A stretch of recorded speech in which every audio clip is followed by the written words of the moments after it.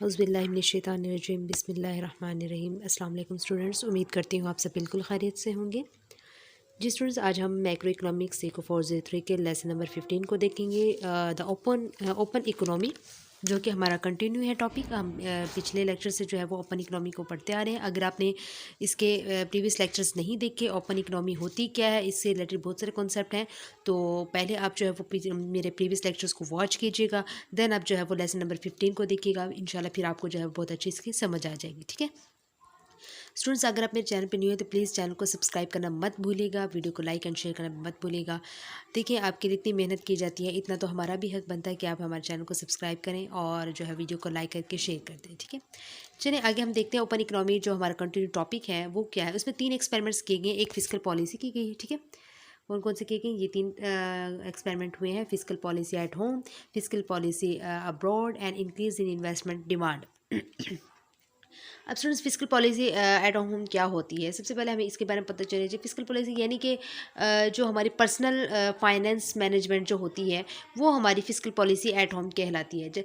इसमें जो है बहुत सारे ऐसे तरीके होते हैं, जैसे कि आप अपने घर में जो है वो फिस्कल पॉलिसी को जब अप्लाई जब अपने कोई पर्सनल यानी जो घरेलू मामलात में जो है ना आपने फिस्कल पॉलिसी को जब अप्लाई करते हैं तो फिर वो आपकी जो है वो फिस्कल पॉलिसी एट होम हो जाती है। ठीक है, और दूसरी बात यह है कि हमारे पास फिस्कल पॉलिसी अब्रॉड आ गई है। अब फिस्कल पॉलिसी अब्रॉड क्या होती है, यानी कि इंटरनेशनल फिस्कल पॉलिसी है। Abroad mean international. ठीक हो गया, तो यानी कि एक मुल्क की जो फिस्कल पॉलिसी के इफ़ेक्ट्स और स्ट्रेटजीज़ जो हैं वो जब इंटरनेशनल लेवल पर होते हैं तो वो हमारी फिस्कल पॉलिसी जो है वो अब्रॉड कहलाएगी। क्लियर, और खैर इतना ज़्यादा इसमें सिर्फ आपको 3 एक्सपेरिमेंट्स के जैसे पता होना चाहिए कि कौन कौन से एक्सपेरिमेंट्स किए गए थे। ये 3 आपने इनके नाम याद करने हैं। ठीक है, खैर इनकी जो है वो एक्सप्लेनेशंस वो नहीं मांगेंगे और ना ही आपके इसमें गिवन है एक्सप्लेनेशंस। ठीक है, और इसके बाद स्टूडेंट्स, इसकी जो फिस्कल पॉलिसी अब्रॉड होती है, इसमें क्या होता है, हमारे पास इसकी कुछ टाइप्स भी होती है। मैं जस्ट आपसे जो है वो शेयर करना चाहूँगी कि जैसे कि हमारे पास एक्सचेंज रेट पॉलिसी होगी।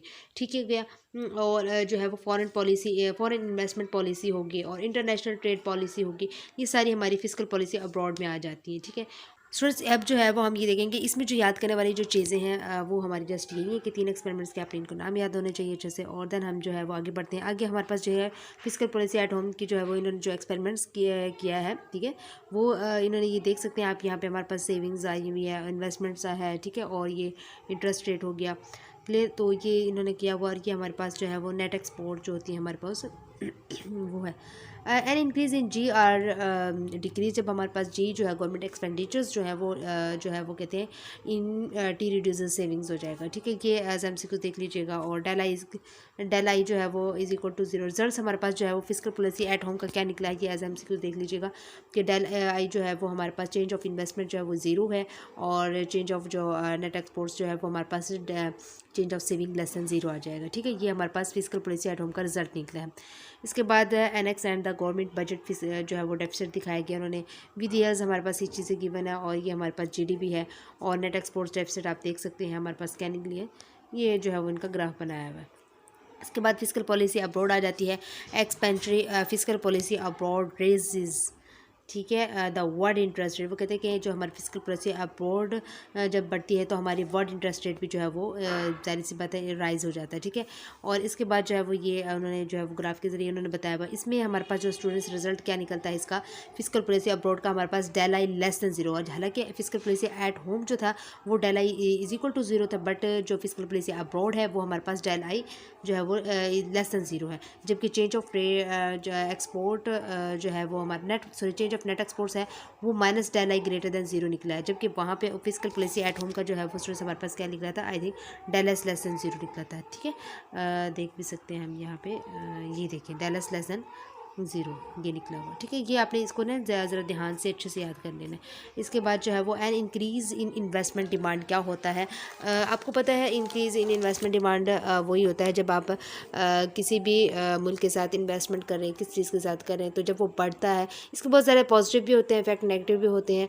हम डिटेल में नहीं जाएंगे। जैसे पॉजिटिव इफेक्ट ये होता है कि जब हमारे पास इन्वेस्टमेंट होती है किसी चीज़ के बारे में तो किसी भी उसके लिए हम इन्वेस्टमेंट करते हैं तो हमारी क्या हो जाती है, जॉब क्रिएशंस में जो है वो इजाफा होता है, हमारी इकोनॉमी जो है वो बहुत ज़्यादा बढ़ जाती है, ठीक है। और लेकिन इसका जो नेगेटिव इफेक्ट में देखा जाए तो हमारे पास जब इन्वेस्टमेंट जो है वो होती है तो हमारी इन्फ्लेशन जो है वो भी बढ़ जाती है। तो इस तरह इसके पॉजिटिव एंड नेगेटिव दोनों तरह के पहलू में इसका जो है वो आंसर निकलता है, बट हम इसकी डिटेल में मज़ीद ज़्यादा नहीं जाएंगे। इसके बाद आप an increase in investment demand का जो में ये देख सकते हैं, del I greater than zero, del S less than zero, ठीक है। Net capital outflows and net exports fall by the amount L I, ठीक है। ये आपने एग्जाम से कुछ देख लेने।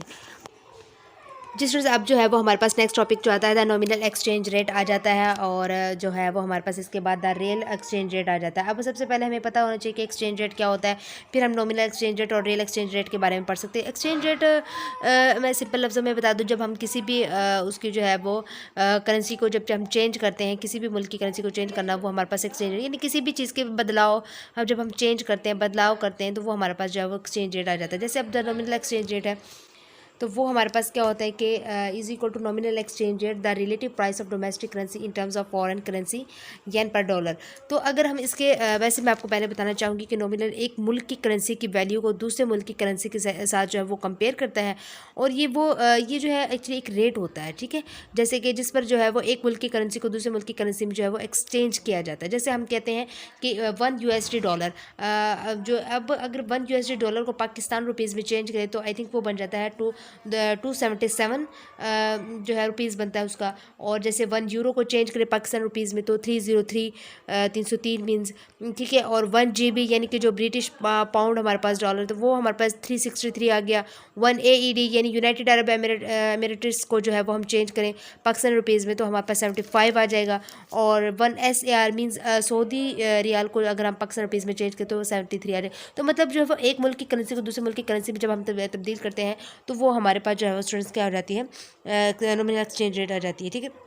अब जो हमारे यहाँ पे देखें is equal nominal exchange rate है, ठीक है, इज इक्वल टू और the relative price of domestic currency in terms of foreign currency, यानी डोमेस्टिक करेंसी यानी अपने मुल्क की करेंसी को जो है वो दूसरे मुल्क की करेंसी में चेंज करना हमारे पास आ जाता है। जैसे येन पर डॉलर फॉर एग्जाम्पल उन्होंने कह दिया, ठीक है। अब यहाँ पे मैं एक बॉक्स बनाया हुआ है आपके पास, ये येलो जो आपको नज़र आ रहा है, जिस एक्सचेंज रेट्स एज February 26 2005, ये जो हमारे पास येलो नज़र आ रहा होगा आपको ये तो ये जो है वो 26 फरवरी 2005 के लिहाज से जो एक्सचेंज रेट है वो बताया गया, लेकिन अब तो जो है वो जो हमारे रेट हैं वो बढ़ गए हैं, ठीक है। तो लेकिन ये 2005 के लिहाज से तो हम देख सकते हैं यहाँ पे हमारे पास कंट्री है, ये करेंसी है, ये एक्सचेंज रेट है। तो यूरोप है हमारे पास कंट्री, उसका जो करेंसी नेम है यूरो है, और जो है वो उसकी जो रेट है उसका वो 78.53 है, जो कि पाकिस्तानी बनता है €1 को, ठीक है। तो जापान का जो है वो येन है और राइस 0.5642 आता है। UK यानी पाउंड में आता है तो 113.99, और यूनाइटेड स्टेट्स जो है वो डॉलर में है तो 59.32, एंड UAE जो कि दरहम यानी जो यूनाइटेड अरब एमिरेट्स है जो है वो हमारे पास 16.15। तो ये 2005 के हवाले से जो है वो ये रेट है हमारे। तो ये मतलब अब आपको समझ आ गई होगी कि हमारे पास नॉमिनल एक्सचेंज रेट होता क्या है। इसके बाद आ जाता है द रियल एक्सचेंज रेट। इसमें स्टूडेंट्स क्या होता है, रियल एक्सचेंज रेट एक्चुअली ये होता है, ये भी जो है वो एक मुल्क की करेंसी को जो है वो दूसरे मुल्क की करेंसी के साथ कंपेयर करता है, ठीक है। बट इसमें जो है वो इन्फ्लेशन और जो पावर परचेजिंग पैरिटी है उसको जो है ये ध्यान में रखता है, जो रियल एक्सचेंज रेट है, ठीक है।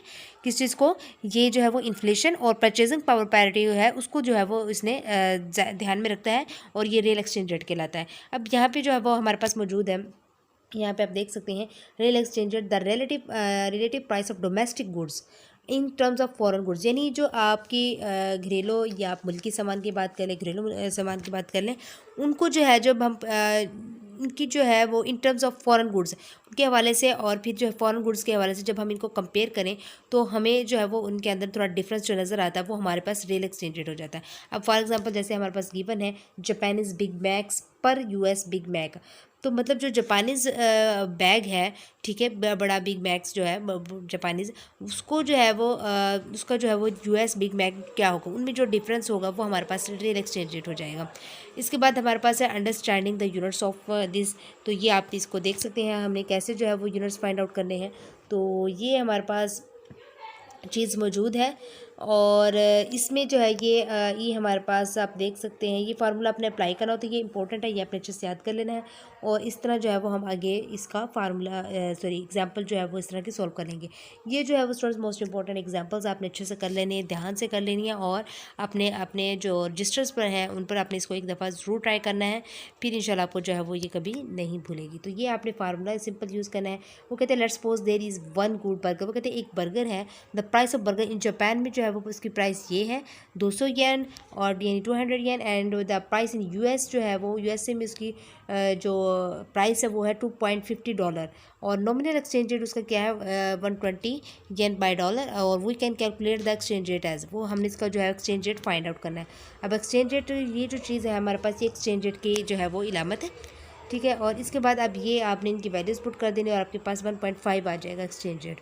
तो this real exchange rate shows that to buy a US burger someone from Japan would have to pay an amount that could buy 1.5 Japanese burgers. वो ये कहते हैं कि ये जो रियल एक्सचेंज रेट जो हमें शो करवा रहा है कि जो अगर हम एक यूएस बर्गर जो है वो हम बाय करते हैं, तो हमें जो है वो Japan would have to pay an amount that could buy 1.5 Japanese burgers. तो हमें वो कहते हैं कि 1.5 बर्गर्स को जो है वो ख़रीदने के लिए कितनी जो है वो हमें उसकी कीमत जो है वो अदा करनी पड़ेगी। तो ये जो है आपने एग्जाम्पल अच्छे से कर लेनी। इसके बाद है in the real world and our model में क्या होता है कि वो कहते हैं रियल वर्ल्ड की बात की जाएगी, यानी जो दुनिया की हकीकत है वो क्या है कि we can think of as the relative price of a basket of domestic goods in terms of a basket of foreign goods। तो मतलब हमारे पास ये क्या है कि जो एक गैर मुल्की जैसे सामान की टोकरी के लिहाज से अगर हम देखा जाए तो घरेलू सामान की टोकरी की निस्बत कीमत उसकी जो है वो हमारे पास रियल वर्ल्ड कहलाएगी। और इन आवर मैक्रो मॉडल के देखा जाए तो there is just one good है आउटपुट, ये जस्ट जो है वो एक चीज़ है, अच्छी चीज़ है, और जो कि हमारे पास आउटपुट है so is the relative price of one countries output in terms of the others countries output. इसके बाद थोड़ा सा हमारे पास जो है मतलब हमारे मैक्रो मॉडल के लिहाज से देखा जाए तो सिर्फ ये एक अच्छी चीज़ है। और इसी तरह दूसरे मुल्क की जो हमारे पास प्रोडक्शन है, ठीक है, पैदावार के लिहाज से एक मुल्क की पैदावार की निस्बत जो है वो उसकी कीमत होगी। तो अब जो है वो हम देखते हैं हाउ एनएक्स डिपेंड्स ऑन, जो एनएक्स है नेट एक्सपोर्ट जो है वो कैसे डिपेंड करता है। US goods become more expensive relative to foreign goods. वो कहते हैं कि जो अमरीकी चीज़ें हैं, अमरीकी अशिया हैं, वो गैर मुल्की अशिया के मुकाबले में जो है वो जो है वो महंगी हो जाती हैं, ठीक है। US goods become more expensive, कि जो अमरीकी जो अशिया हैं वो बहुत ज़्यादा महंगी हो जाती है रिलेटेड टू फॉरेन गुड्स दूसरे मुल्कों की बनस्बत, ठीक है। तो अब जब जो है वो हमारे पास एक्सपोर्ट जो है वो डिक्रीज़ हो जाए और इम्पोर्ट्स इंक्रीज़ हो जाए, तो नेट एक्सपोर्ट जो है वो हमारे पास क्या हो जाएगा, एक्चुअली में डिक्रीज़ हो जाएगा। क्लियर। जिस तरह से ये आपका छोटा सा जो था लेसन था, आई होप से आपको समझ आ गई होगी। अगर फिर भी कोई मसला हो कमेंट बॉक्स में आप पूछ सकते हैं मुझसे, इंशाल्लाह मैं आपसे जो है वो कमेंट बॉक्स में जो है वो रिप्लाई दूंगी। और चैनल को सब्सक्राइब करना मत भूलिएगा। Thank you so much and अल्लाह हाफिज़। मिलते हैं नेक्स्ट वीडियो के साथ।